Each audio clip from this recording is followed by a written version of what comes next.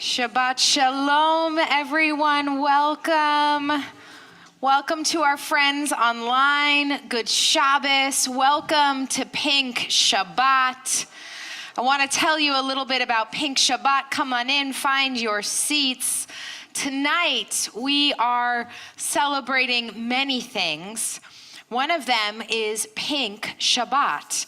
And Pink Shabbat was started by Sharsheret, a national nonprofit organization which improves the lives of Jewish women and families living with or at an increased risk for breast or ovarian cancer. And they offer personalized support and save lives through educational outreach. So tonight, you will see that Ronnie and I are wearing pink in honor of Pink Shabbat. We'll be learning together. We want to welcome our special guests who you'll learn a little bit more about, who are here to educate and inspire us. But let's welcome in Shabbat. Let's bring it in with our voices. Let's let our bodies and our souls land. Hine ma tov u'manaim.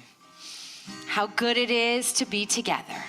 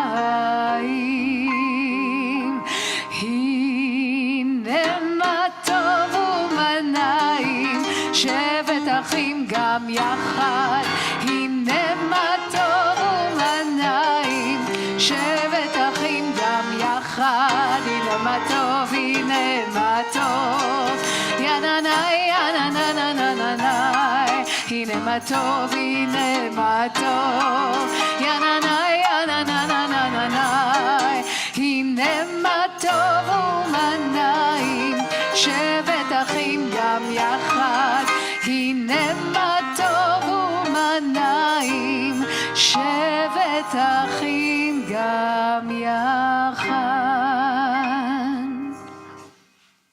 So my friends, now is the time to think about our week and think about where are the teeny tiny miracles, where are the blessings, where are the good things that happened in our week.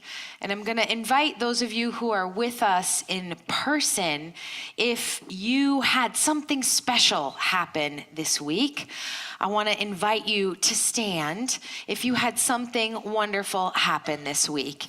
If you had a birthday, if you had an anniversary, if you got a new pet, if you had a wonderful thing happen at work, if maybe you didn't have to go to work. And I want to invite those of you who had beautiful, wonderful things happen, if you're willing to share.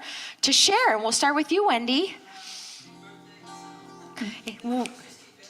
It was Wendy's birthday. Every year, every day is a blessing. Amen. Happy birthday.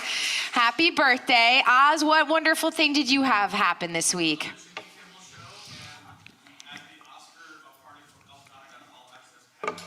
Woo! How fun! Wow. Amen. To be on Jimmy Kimmel and get an invitation to an Oscar party with all pass. Amazing. Keegan.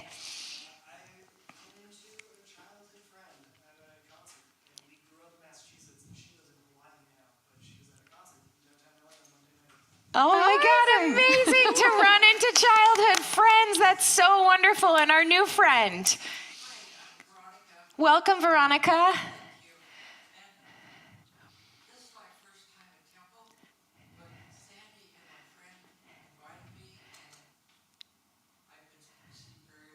Amen. Saleh, Kol Ami, we welcome you, Veronica. May you continue to be received warmly.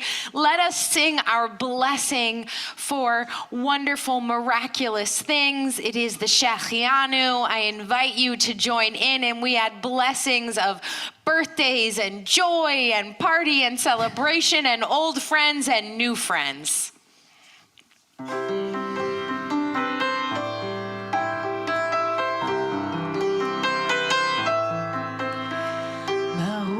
אתה אדוני אלוהינו מלך העולם שהחיינו וקיימנו והגיענו לזמן הזה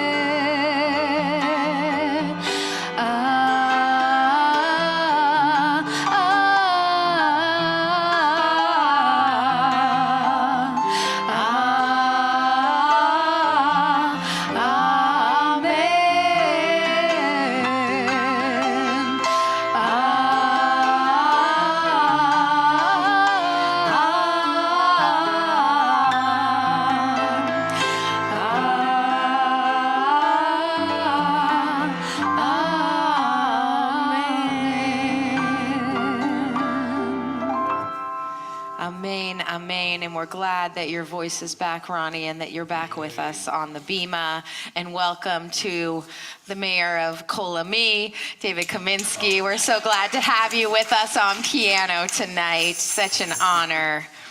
So tonight we have so many people who we are honoring, and I want to invite forward to light the candles because you have honored us by sponsoring our oneg and honoring your loved ones.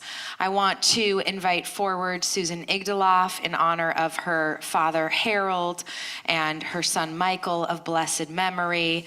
I want to invite forward Alexander, I'm going to try to get your last name right, Kakeshi, in honor of Wendy and Johanna. I want to invite forward Mark Cohn tonight, who is in honor of his uncle Carrie and cousin Brian's yard site.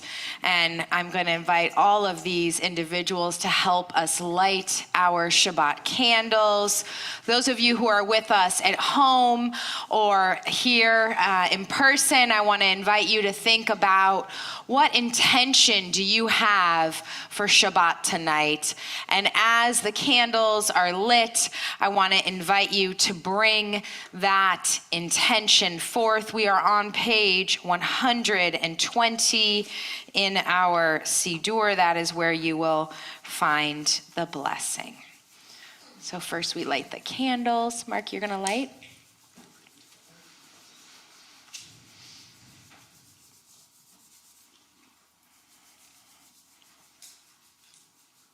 And we bring the light into our eyes.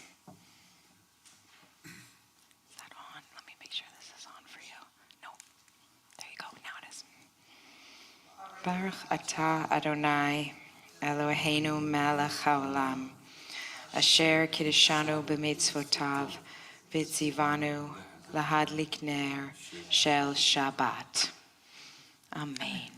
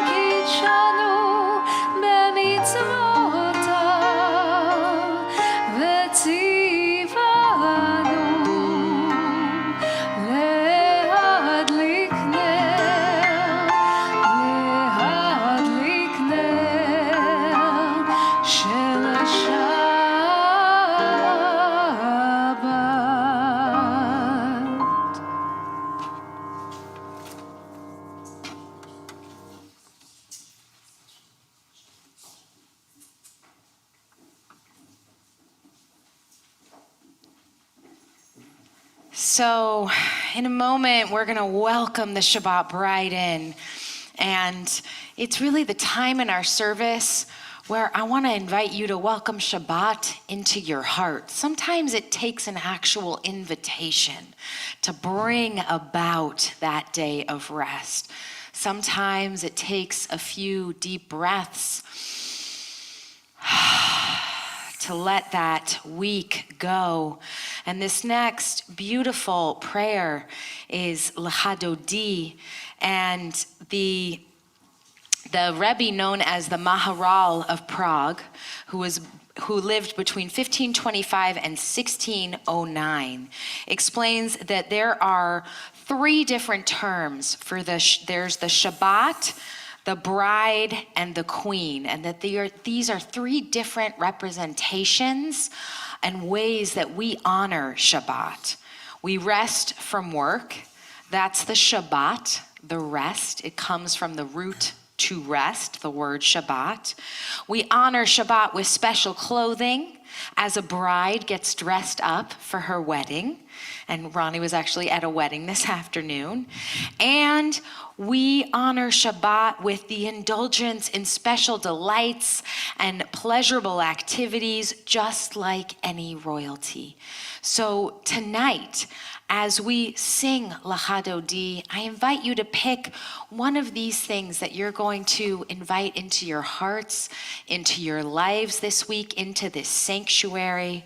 Are you honoring Shabbat by welcoming rest? Are you honoring Shabbat by wearing special Shabbat clothing, like getting dressed up for a wedding? Or are you honoring Shabbat by indulging in delights of music and food and spending time with family, just like royalty would? And I invite you to turn to page 138 as we sing L'chadodi.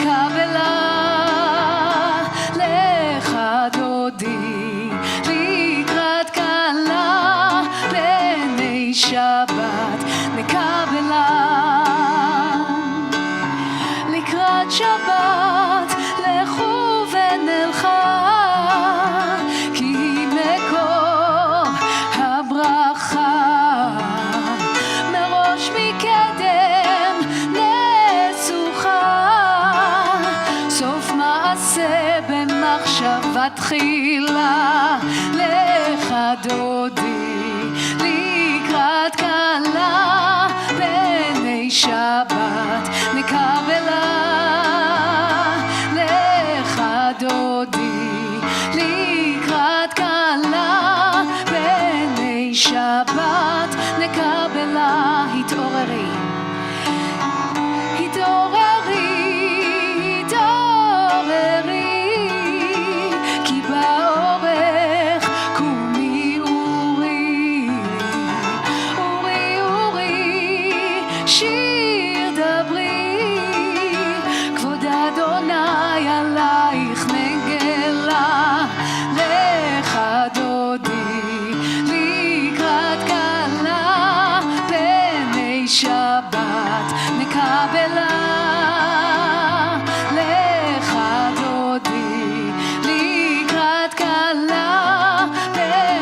Shabbat nekabela.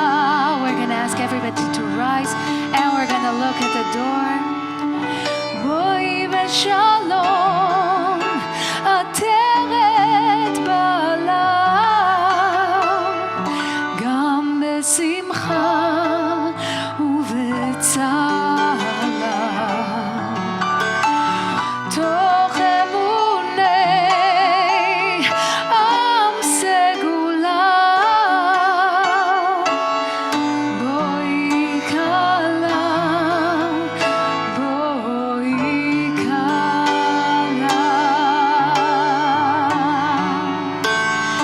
לך דודי לקראת כלה, פני שבת נקבלה. Let's hear you. לך דודי לקראת כלה, פני שבת נקבלה. So now we've welcomed the Shabbat bride, Kol Ami. Let's welcome one another. Take a moment to greet someone. Offer them Shabbat Shalom. Shabbat Shalom to our friends online. Good Shabbat. שבת שלום. שבת שלום.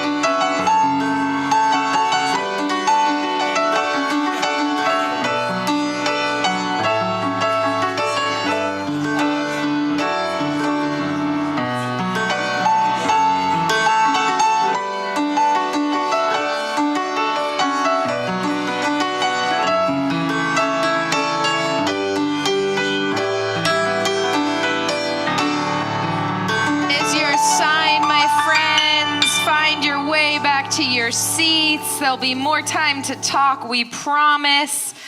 And we turn now to our call to worship.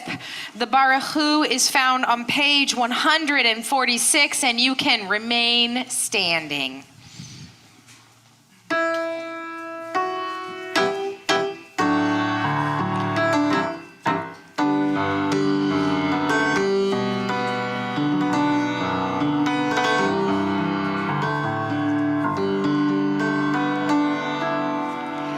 Am I awake?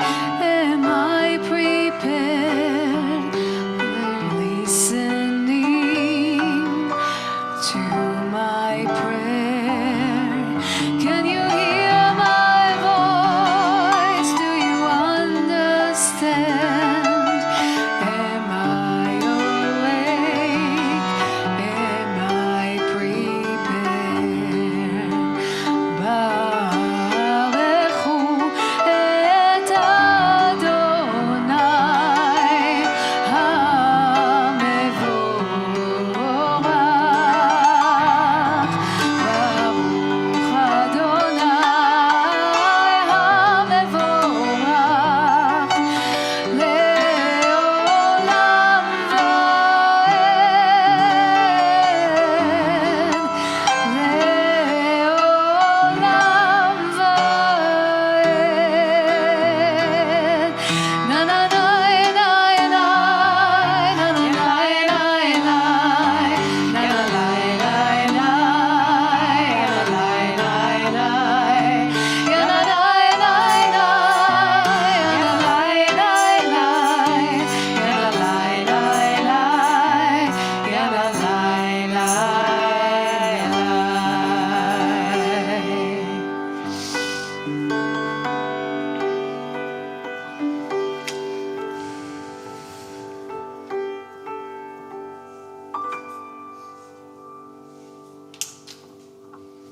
You may be seated.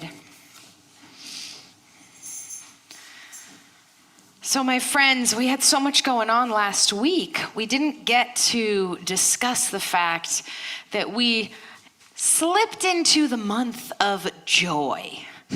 I know sometimes it seems a little strange in the world that we're living in, but nonetheless, we have entered the month of Adar, and that is a month of joy. And so tonight, I want to share a few different practices for you that you might try on this Shabbat, or you might try on this month of Adar. Tonight we're in the 7th of Adar, just like we are March 7th, which is very interesting that they actually align.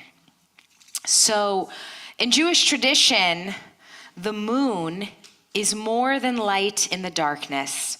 It is a great timekeeper, marking new beginnings with every cycle. And the Hebrew calendar follows its rhythm with each new month, beginning as the moon is born again. And if time can renew itself, so can we. And this new month is an opportunity for us to renew our joy. And one of the Hebrew words that means renewal is hitchadshut. Did I get it right? Hitchadshut. It's a mouthful. It means renewal and fresh starts, possibility. And it shares a root with the month Chodesh, which is the word that means month in Hebrew, and Rosh Chodesh, which means new moon. So I want to invite each of us tonight to think of each new moon as a gentle reset, a whispered invitation that you are not stuck. You are not bound to what was. You are invited into what's next. Our sages were so grateful for this reminder of renewal that there's even a long-standing tradition of praying and dancing to welcome the new moon, to talk about joy. So tonight, as we enter this almost second week of the month of joy, I want to invite you to think about what might you do this Shabbat to bring in joy. And we'll talk a little bit more about it. And with that, being together in community brings joy. And thinking about the unity and the connection for Jews all across the world can bring joy, can bring uplift. And this next prayer is our reminder of that connection, of that unification with Jews all over the world. It's the first prayer often that our children learn and the last prayer on someone's lips before they leave this earth. That prayer is the Shema, and I invite you to rise if it is your practice. You might wish to make a shin and place it over your eyes. The Shema is found on pages 152 and 153 or on the screen above you.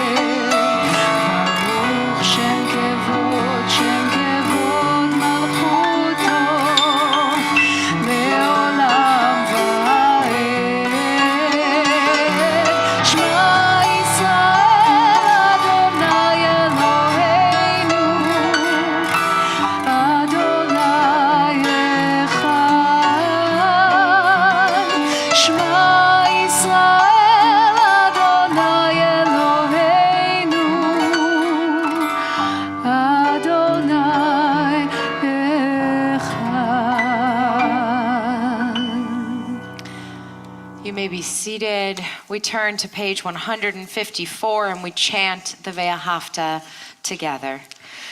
ואהבת את אדוני אלוהיך בכל לבבך ובכל נפשך ובכל מאודיך, והיו הדברים האלה אשר אנוכי מצווך היום על לבביך, ושיננת לבניך ודיברת בם בשבתך בביתך ובלכתך בדרך ובשוכבך ובקומך, וכשרתם לאות על ידיך, והיו לטוטפות בין עיניך, וכתבתם על מזוזות ביתך ובישעריך, למען תזכרו ועשיתם את כל מצוותיי והייתם קדושים לאלוהיכם. אני אדוני אלוהיכם אשר הוצאתי אתכם מארץ מצרים להיות לכם לאלוהים.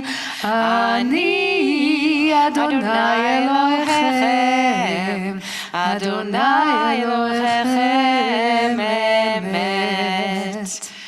So last week we had so much going on, I didn't get a chance to mention to you that one of my favorite verses of all Torah was read in last week's Torah portion. And the Hebrew phrase is Ve'asuli mikdash v'shachanti betocham, which means if you make for me a mikdash, a sanctuary, I will dwell within them. And from this verse, there is a beautiful spiritual that has been sung all over the world in all kinds of homes of worship, and then once again brought back into the Jewish community. And so in honor of that verse being chanted last week in Torah, we are going to bring that verse into and that spiritual into our Micha Mocha, our song of freedom. I know you know it, and I hope that you will join us.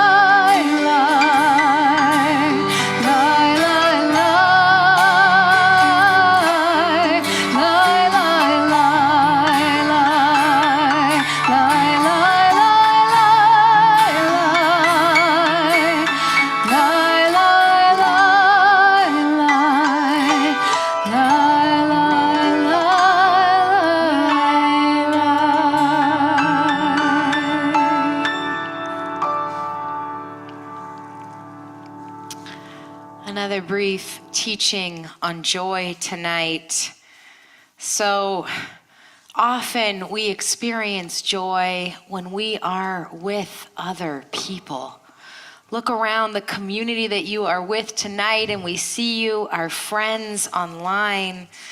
So your practice of joy that I invite you to take on this Shabbat in whatever way fits your Shabbat practice, because for some people, some of these things might not fit in until after Shabbat.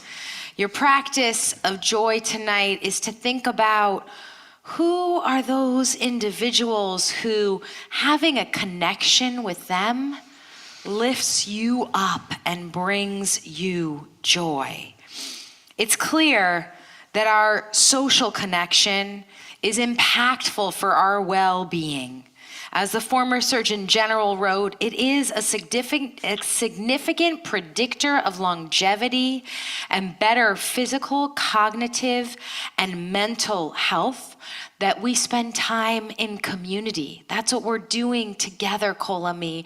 That's what Shabbat is about. We come here to be together on this day of rest. But we don't have to wait for a wedding or a birthday celebration or every week for Shabbat to come to have that uplift, that feeling of joy and connection. And so I'm going to invite you into a little practice that some of my friends have, and they call it Friday lift-ups. And what they do is they take a joy practice on Friday and they decide to reach out to someone and to share a lift up. And here are some things that you might do. You might send a quick text or a voice note or a message on the phone to someone and let them know that you appreciate them. You appreciate them calling and checking on you. You appreciate them inviting you to that party. You appreciate them picking up dinner for you. You appreciate them smiling at you that week. You might compliment a stranger's style or a color they're wearing. You might write a thank you note to a friend or a colleague, or tell a neighbor how great they are.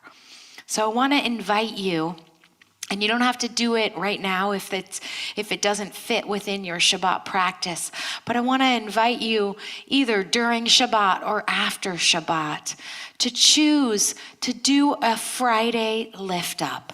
Send a lift up to someone you love. Send it to someone who might not expect it. And see what joy you can bring about in the world by lifting up and showing someone that you appreciate them. And I'm sure you all have in your mind who you might send that lift up to now. So make a mental note not to forget to do it after Shabbat. And we're gonna sing one of my favorite prayers and songs. This prayer asks for God to spread a shelter of peace over us. And anyone who has been ill or dealt with challenges with illness, whether it be of spirit or of body or of mind, knows how important it is to spread that Sukkot Shalom around you. So tonight, as we sing Hashkivenu, let's bring that sukkah of peace around all of us who are here together, around all of us who are joining online, around all of us on the Bima. Hashkivenu is found on page 160.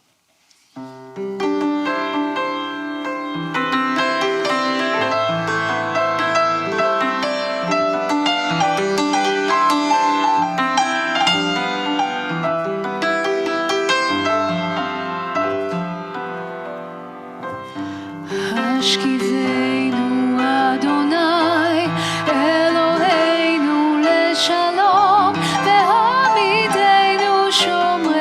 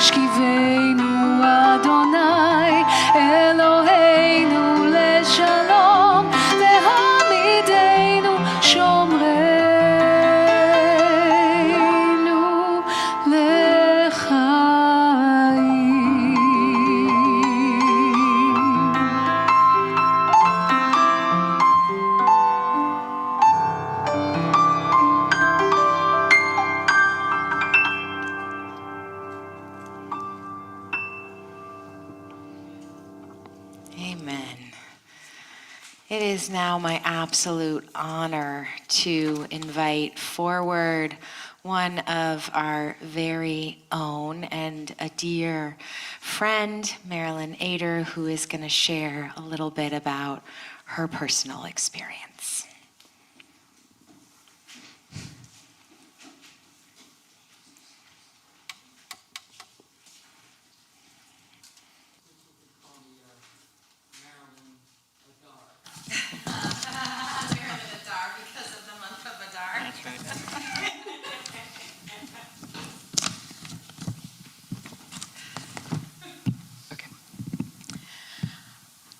Hello, everyone.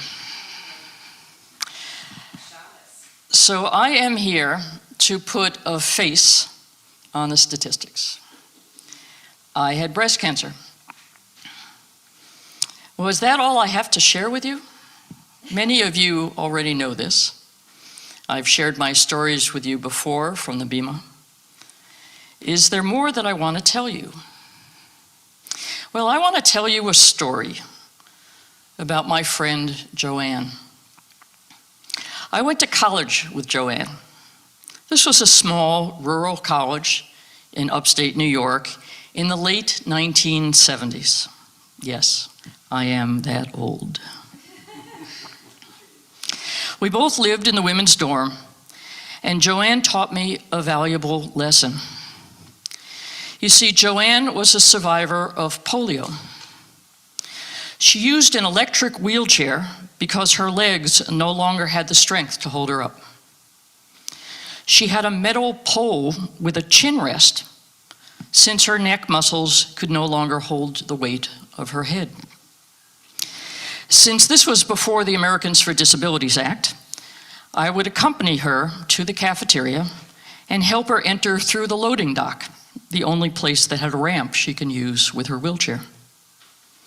Well, what lesson did she teach me? As we left the dorm for the trek outside to the cafeteria, she would often stop, turn to me, and ask me to listen to the sounds around us. Well, except for occasional car, I said I really didn't hear anything. Then she'd tell me to put my hands over my ears. After about a minute, she'd poke me to take my hands away.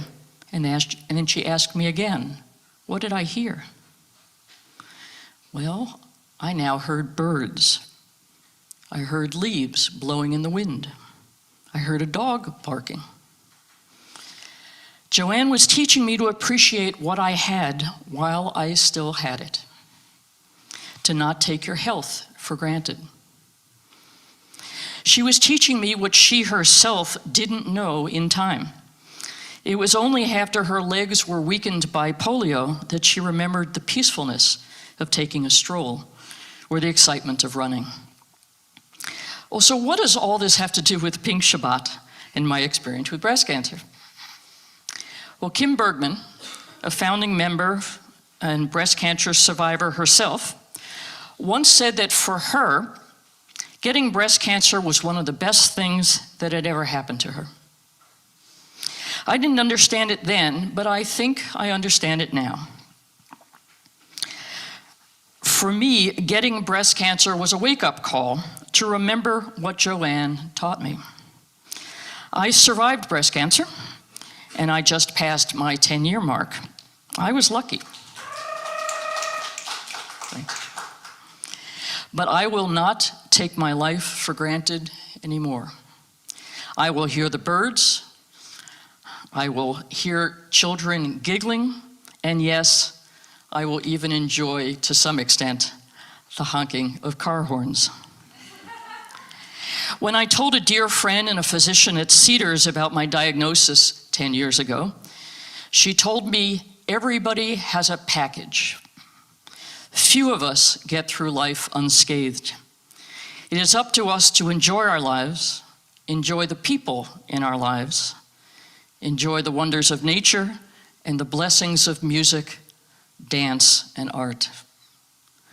We say the Mishaberach prayer for healing, and I suggest we also say a prayer every day for our health. Yes, we may have aches and pains and frailties, but we are alive, and we can revel in all that surrounds us. Focus on what we have, because life and health are not guaranteed. I am grateful to be healthy and blessed to be sharing this Shabbat with my Kol-Ami family. Shabbat Shalom. Thank you so much. Good Shabbos. That was beautiful. Thank you.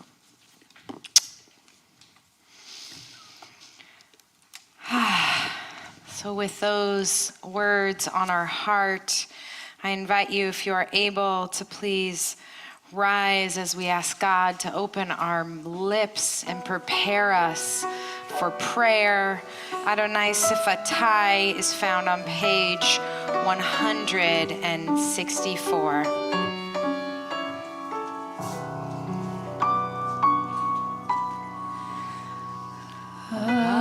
Adonai Sefatai Tiftach Ufi Yagid Tehilatecha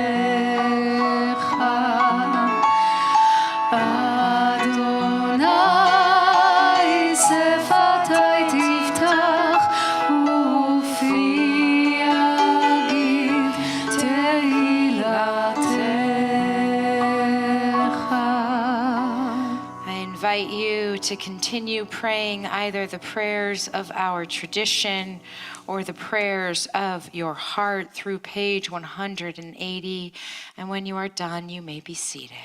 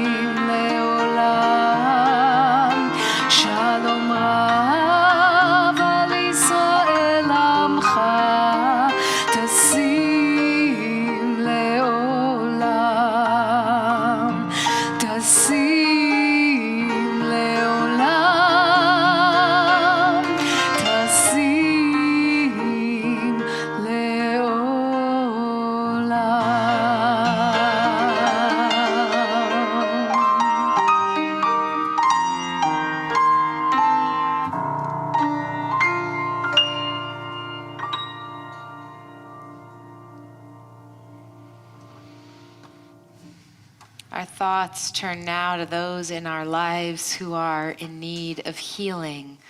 The names of those for whom we are saying healing prayers in our Kol-Ami family will come up on the screen above me.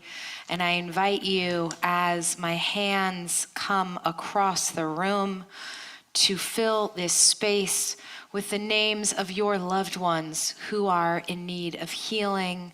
And then we will sing the Mishaberach, our prayer of healing, together. And I send prayers out to all of those who are struggling with a diagnosis of some form of cancer or of the cancers that our friends at Sharsheret work so deeply to help support, prevent, and educate on. If you are thinking of someone who's in need of healing, please share their name out loud now. Felice Shannon, Dolores Wolf, Yafa Hughes.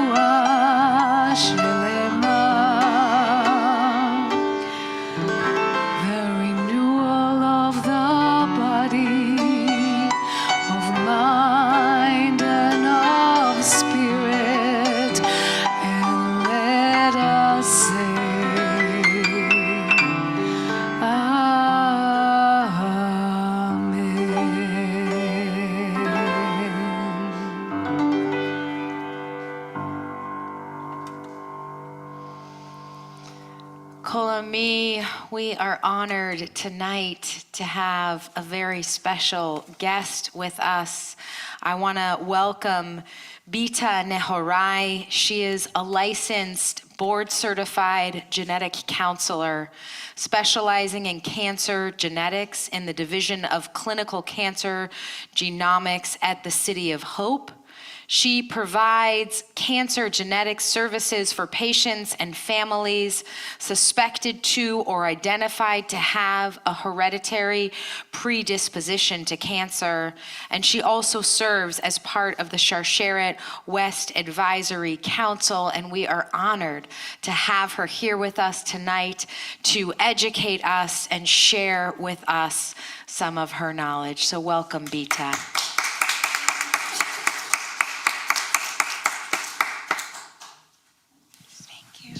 Shabbat Shalom, everyone. Shalom. All right. And so thank you for... This is also for you, so you can see and you can tell him when to advance Perfect. the slides. Great. Leave it right there. All righty. So thank you again so much. And it's my pleasure to be here. And it's always such a welcoming community. So it's always so great to be here. And thank you for that introduction, Rabbi Resnick. So I'm a genetic counselor. And my goal really is to just provide more information to think about how do we take better care of ourselves? How do we continue to live a joyous life by also protecting our health? And so we can go, I guess, to the next slide.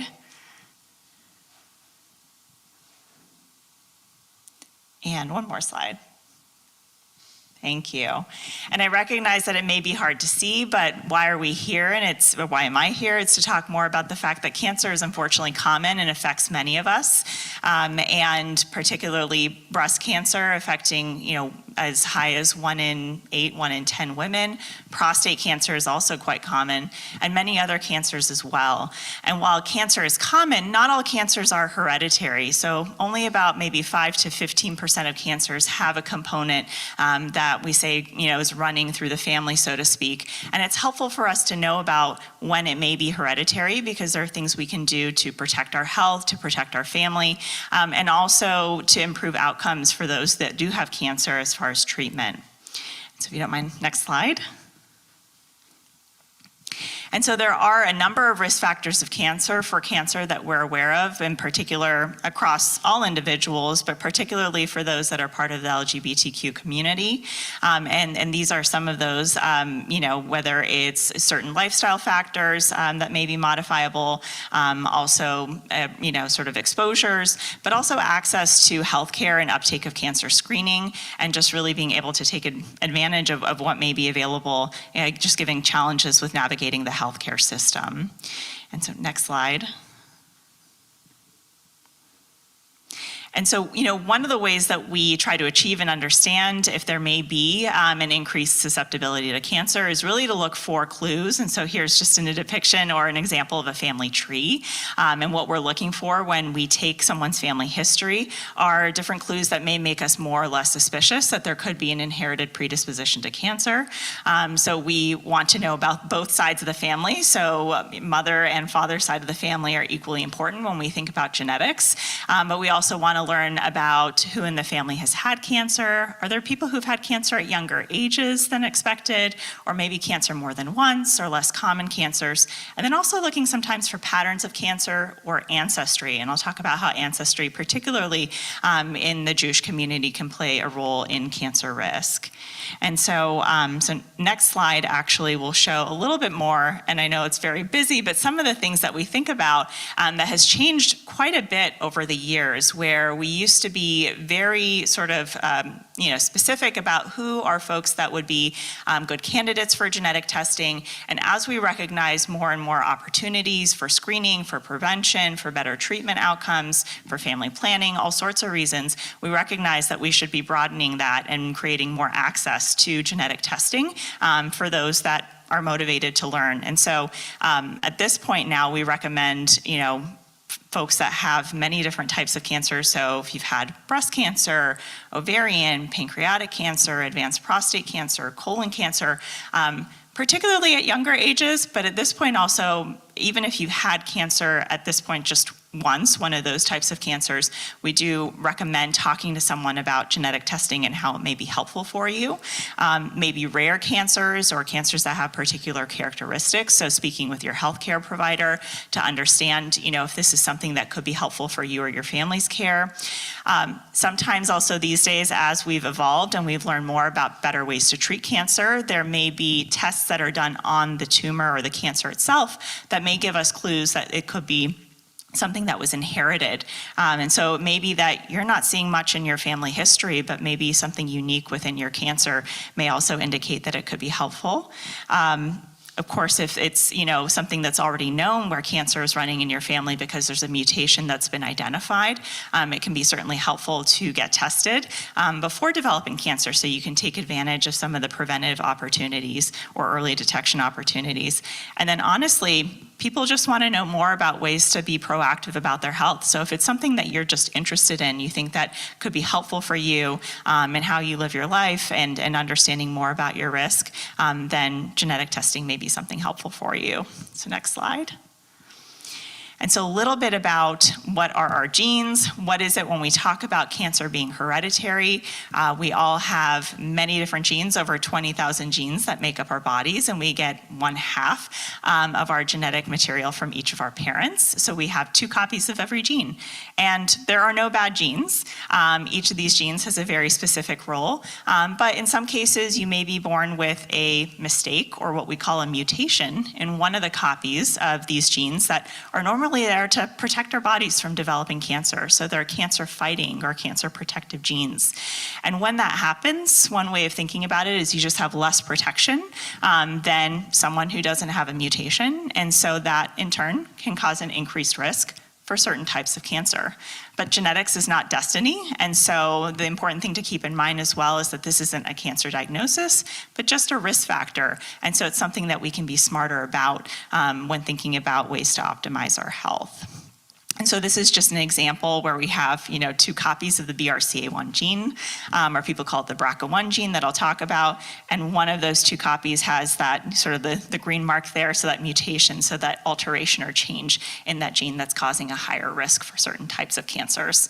And on the next slide, there's a little bit more about, well, why would you want to get genetic testing? What are some of those reasons, which I've touched on a bit? Some people say knowledge is power, and just sort of understanding more about why cancers may be happening in their own personal history or in their family history.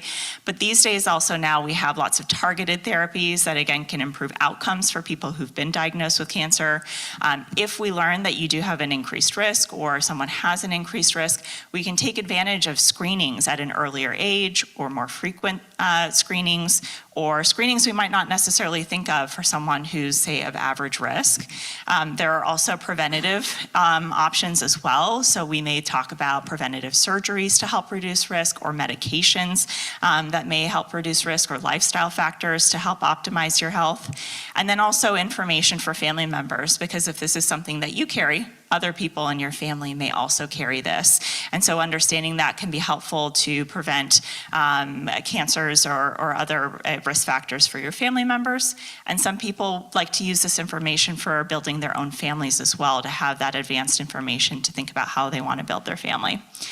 And if we do find a mutation, so if we do find one of these risk factors for cancer, then typically child or a sibling or a parent, there's a 50% chance, since we share half of our genes with these types of relatives, may also carry that same gene change. And so understanding that for you can also open the door and sort of understand if other people in the family may be at risk, so that they can get tested and take advantage of this information.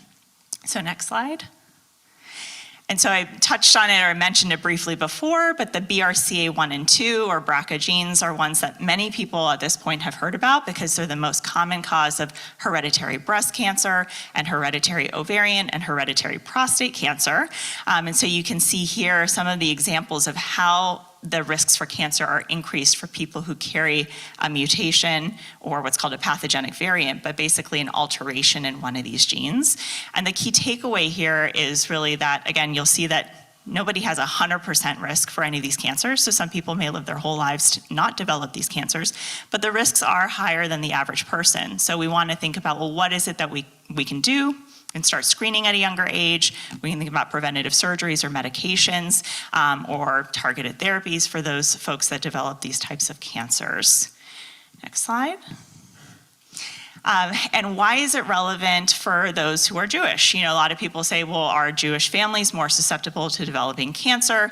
And it's not necessarily that they're more susceptible to developing cancer, but some of these types of gene changes are more common in people, particularly who are of Ashkenazi Jewish descent. But we do see it in other Jewish diasporic groups like Mizrahi and Sephardi Jews as well. But these are changes that can happen more frequently, sort of 10 times higher than people who don't have, say, Ashkenazi Jewish ancestry. And so this is just an example of that, where there are a few gene changes in the BRCA1 and 2 genes that are more common in people of Ashkenazi Jewish descent. And that is very much intertwined in our Jewish history and how things have changed over time, and then creating a higher frequency of these changes in certain populations. And so the next slide. But the BRCA1 and 2 genes are just one piece of the pie. And that's something that's changed, I would say, remarkably over the years. As a lot of people have said, well, I've had genetic testing many years ago. It was negative. We didn't find anything. But we know a lot more now than we did, say, 5, 10, 15, 20 years ago. And so we're testing for many more genes that can play a role in breast, ovarian, or other types of cancer risk. And so there's a lot going on here, but this is also a depiction of that, where you can see that there's quite a bit of overlap of when we think about, the types of cancers that might be in a family and some of the genes that we might think about. So whereas we were testing for just BRCA1 and 2 many years ago, now we're testing for panels of genes, and it's a way to be as comprehensive as possible, identify and to be able to uncover more information for people who are interested in learning them. And so this also plays into how we think about genetic testing. Again, some people may say, I want to stay focused on a subset of genes. Other people want to look and sort of turn over every stone. And so that's part of the conversation as a genetic counselor or a healthcare professional, to have that conversation with you to figure out what is the right test for you. Is genetic testing right for you to start? But then what type of test is right for you, and sort of the risks, benefits, and all sorts of things as far as answering questions related to genetic testing. And each gene is a little bit different as well. So some genes have a very high risk for cancer, others are more moderate in their risk. And so that also may impact when we think about certain screenings or therapies, or when to recommend genetic testing, at what ages to start. So all of that will vary from gene to gene, and that's part of the conversation that a healthcare professional can have with you if you're deciding about genetic testing. Next slide.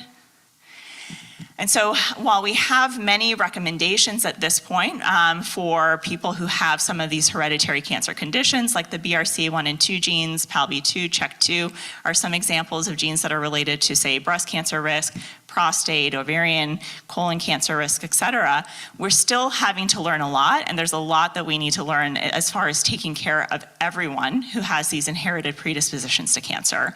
And so those are things that are, I would say, a few years ago when I was last here, were very much in a data-free zone, and now we're learning more and more about how best to take care of people across the spectrum, as far as including transgender, gender diverse folks, to think about how do we make sure that we are incorporating gender affirming care or other factors, and thinking about optimizing health and minimizing cancer risk.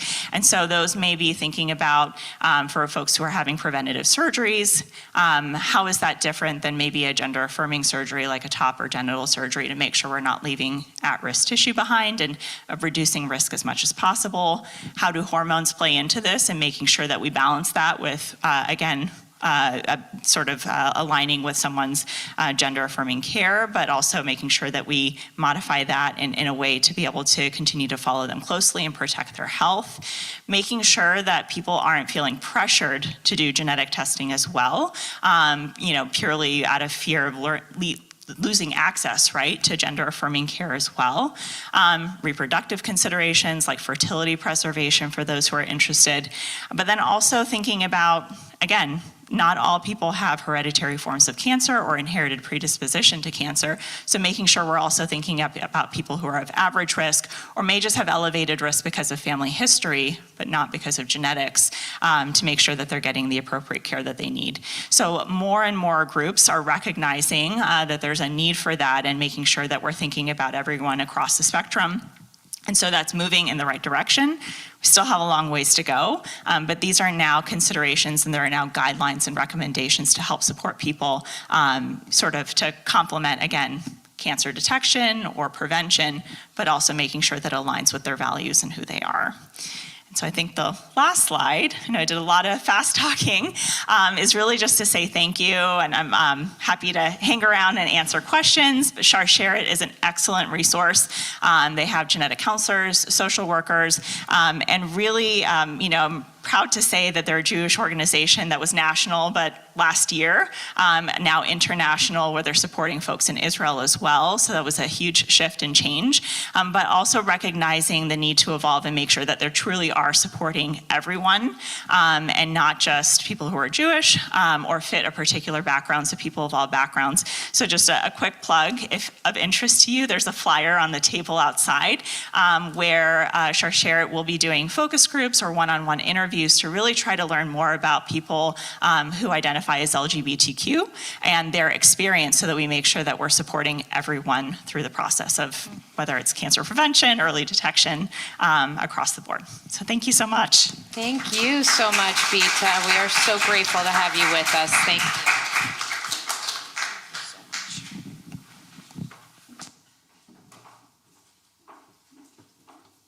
important for us to learn and to take our health into our own hands. It is now my honor to invite forward a member of our Board of Trustees, Yafa Hughes, who is going to share some announcements with you all.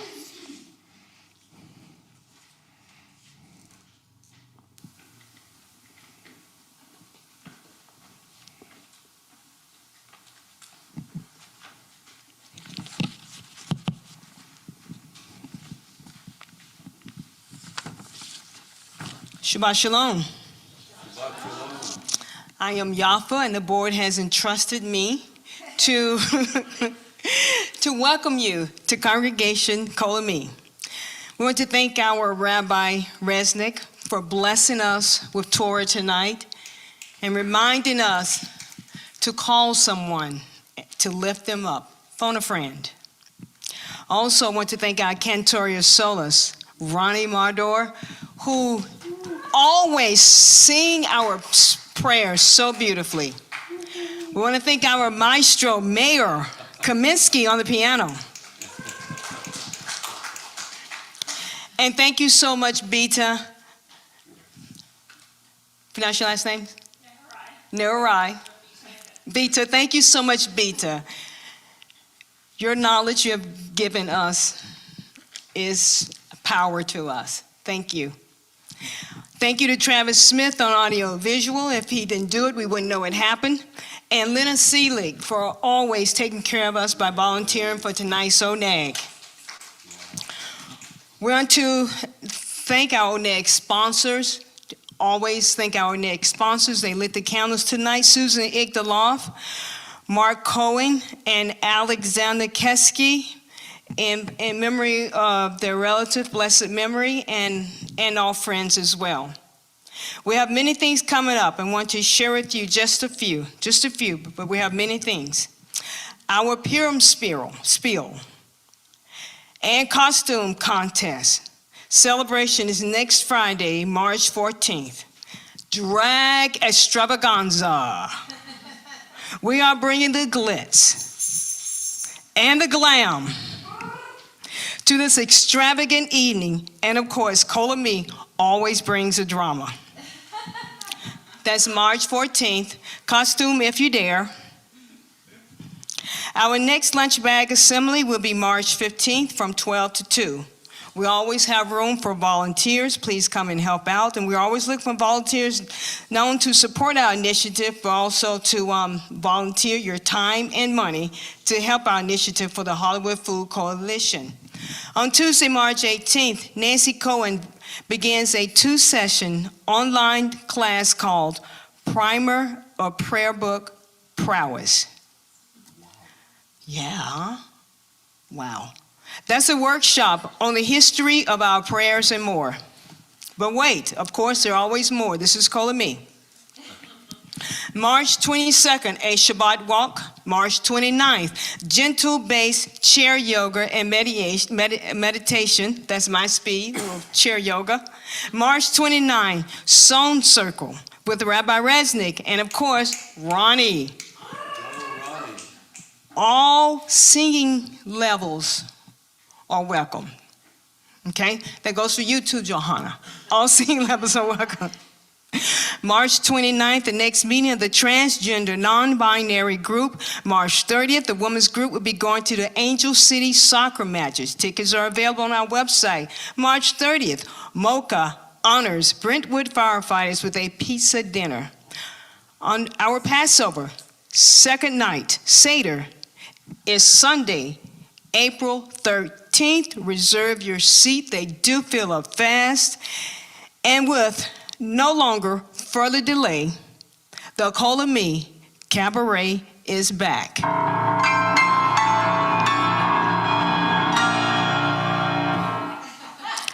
That's Saturday, April 26th, featuring a night of extraordinary music starring Broadway star Dana Miller, and of course featuring music director David Kaminsky and his band, the Minskys. You have a name for your band now. More information on all these events and so much more are included on our website. And when you go to our website to get up to date on everything, feel free to donate so that we may continue providing all these wonderful, fun activities, and also we can continue the holy work that we do here at Kol Ami.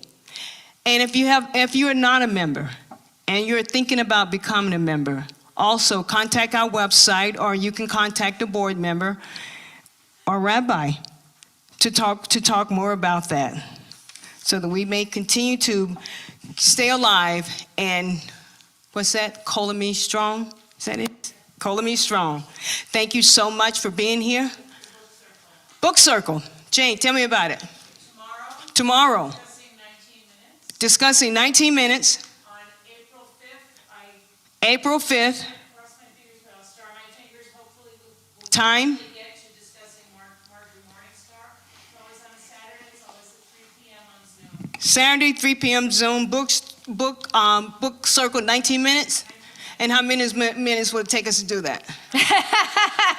Just kidding. 55 and then 5 minutes to argue about both. All right, it's going to take a while.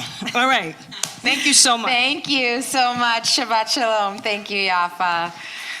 Okay, my friends, if you are able, I invite you please to rise. We turn to page 586 for Aleinu.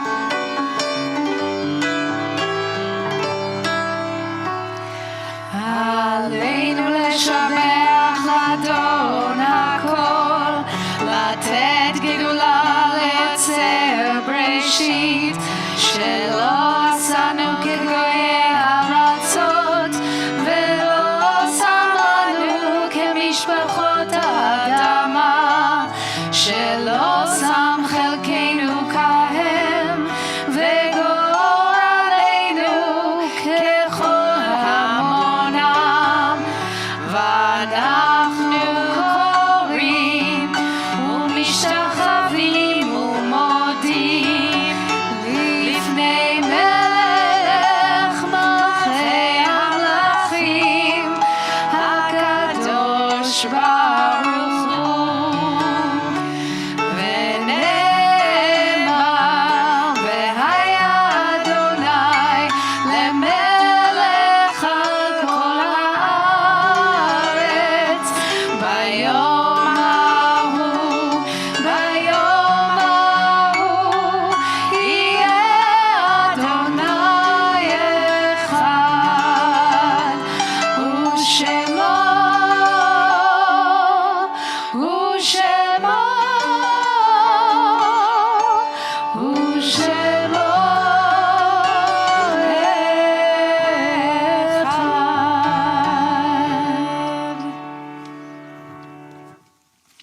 You may be seated.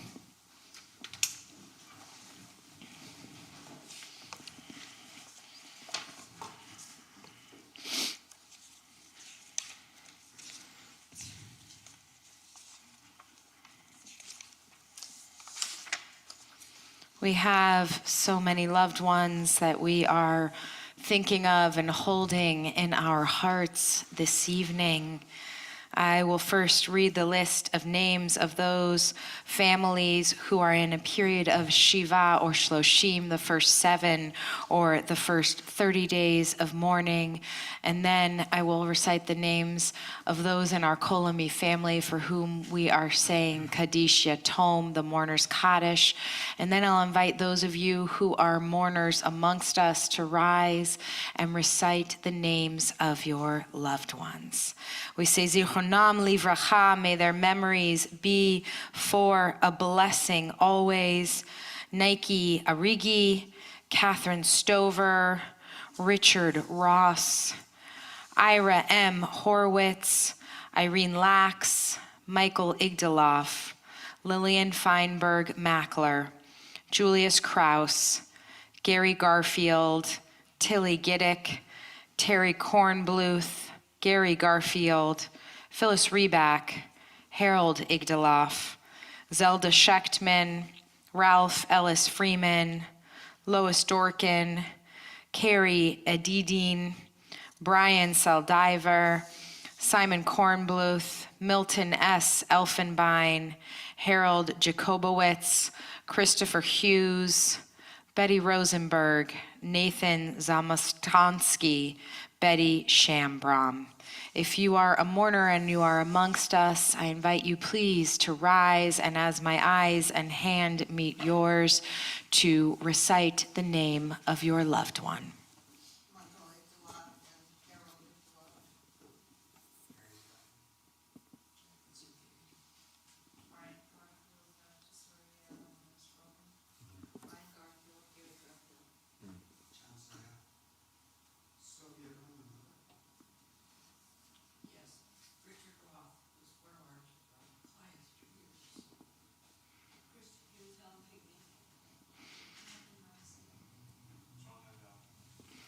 I invite you please to rise in support of the mourners. We turn to page 598.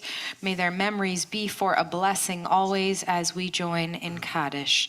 Yitgadal v'yitkadash shmei Rabbah, be'alma divrach hirutei ve'amlich malchutei, b'chayechon u'v'yomechon u'v'chaye dechol beit Yisrael, ba'agala u'vizman kariv v'imru amen.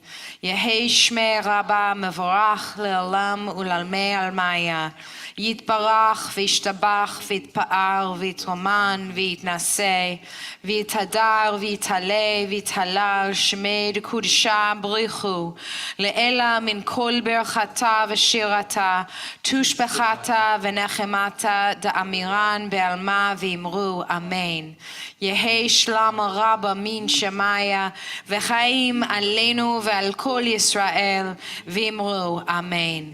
עושה שלום במרומיו, הוא יעשה שלום עלינו ועל כל ישראל ועל כל יושבי תבל, ואמרו אמן.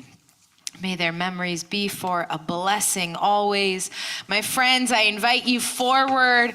I invite you, if you're comfortable, to put your arms around one another. Let us sing of peace and come forward towards our bima. Let us gather together to sing this prayer.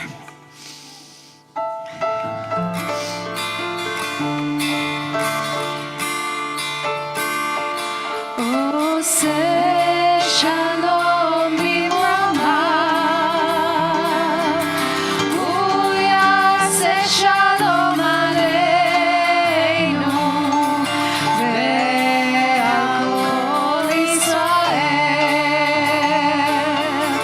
ועל כל יושבי תבל, ואמרו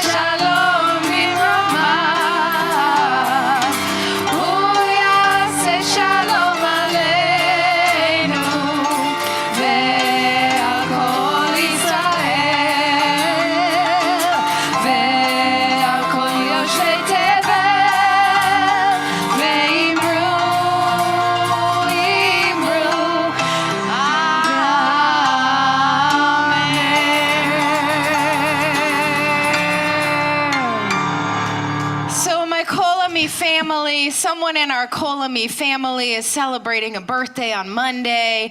We won't be together on Monday because our offices are closed on Monday, so we're here to embarrass you. Javier, come forward. And let's sing happy birthday to Javi. Happy birthday to you. Happy birthday to you. Happy birthday, dear Javier. Happy birthday to you.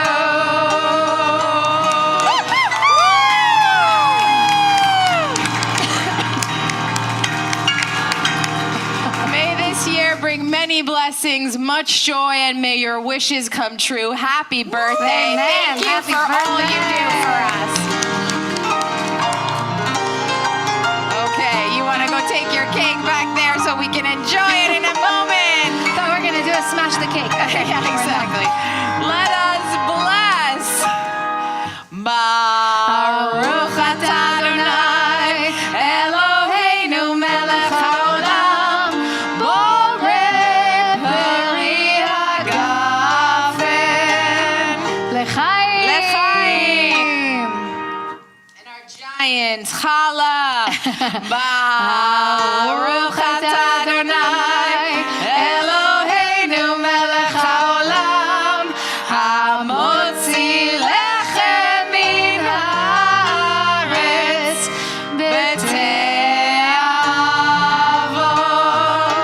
b'te'avon. Shabbat shalom. Shabbat